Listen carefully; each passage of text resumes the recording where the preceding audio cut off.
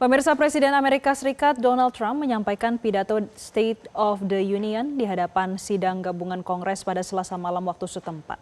Momen ini dinilai krusial bagi Gedung Putih dalam menggalang dukungan pemilih Partai Republik menjelang pemilu paruh waktu November mendatang. Presiden Amerika Serikat Donald Trump menyatakan telah membawa Amerika Serikat memasuki zaman keemasan dalam pidato kenegaraan di hadapan Kongres.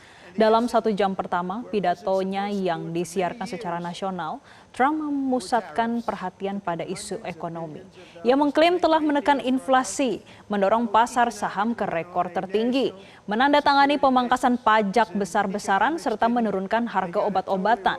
Trump juga menyinggung penggunaan tarif sebagai instrumen ekonomi dan keamanan nasional. Trump mengklaim telah meraup ratusan miliar dolar dari negara-negara yang selama puluhan tahun dianggap merampok Amerika Serikat. One of the primary reasons for our country's stunning economic turnaround, the biggest in history, where the Dow Jones broke 50,000 4 years ahead of schedule, and the S&P hit 7,000, where it wasn't supposed to do it for many years, were tariffs.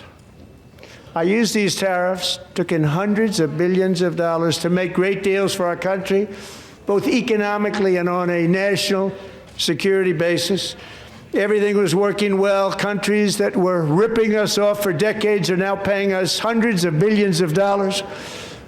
They were ripping us so badly, you all know that. Everybody knows it. Even the Democrats know it. They just don't want to say it. And yet these countries are now happy, and so are we. We made deals. The deals are all done. And they're happy. They're not making money like they used to, but we're making a lot of money. There was no inflation, tremendous growth, and the big story was how Donald Trump called the economy correctly, and 22 Nobel Prize winners in economics didn't. They got it totally wrong. They got it really wrong. Selain itu, Donald Trump menentang putusan Mahkamah Agung yang membatalkan tarif globalnya. Trump mengatakan putusan tersebut sangat disayangkan. Trump menekankan mitra-mitra dagang Amerika Serikat ingin mempertahankan kesepakatan yang telah mereka buat. Sebelumnya, Supreme Court Amerika Serikat pada Jumat 20 Februari pekan lalu memutuskan kebijakan tarif besar-besaran yang diterapkan oleh Trump yang menggunakan undang-undang khusus untuk keadaan darurat nasional sebagai dasar hukumnya dinyatakan ilegal. And then just 4 days ago, an unfortunate ruling from the United States Supreme Court. It just came down. It came down. Very unfortunate ruling. But the good news is that almost all countries and corporations want to keep the deal that they already made, right, Scott?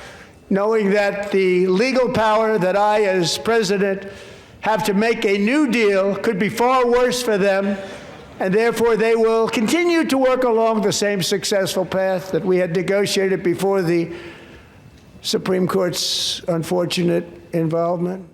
Jelajahi cara baru mendapatkan informasi. Download Metro TV Extend sekarang.